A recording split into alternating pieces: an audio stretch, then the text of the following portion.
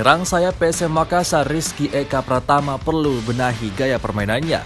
Fans pun menantikan aksi Rizky kala membela PSM di Piala AFC 2022. Kontribusinya sangat besar membawa PSM sampai ke final zona ASEAN.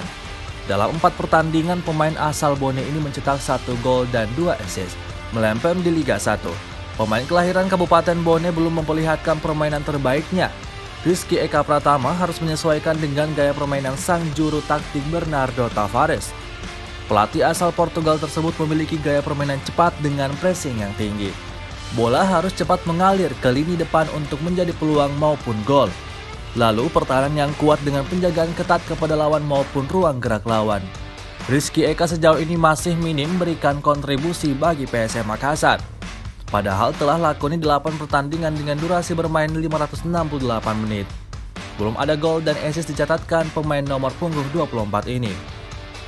Peluang ditorehkan hanya 5 tembakan, 3 tepat sasaran. Rizky Eka terkadang terlalu lama dalam menguasai bola.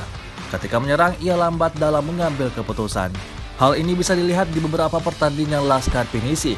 Ia coba memaksa melewati lawan ketika berada di lini serang.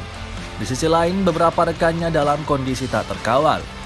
Tak hanya itu, ia baru umpan ke rekan setimnya dalam keadaan terdesak, sehingga bola biasa dicuri oleh lawan.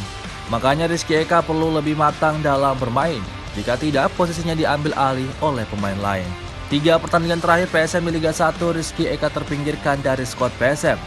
Dia tak dimainkan di 2 laga, yakni lawan Persebaya Surabaya dan Dewa United.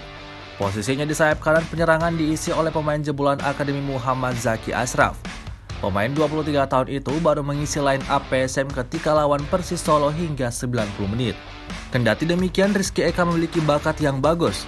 Ia mempunyai skill individu, gocekan bola mumpuni, dan kecepatan berlari. Terima kasih sudah nonton. Jangan lupa like, subscribe, dan share ya.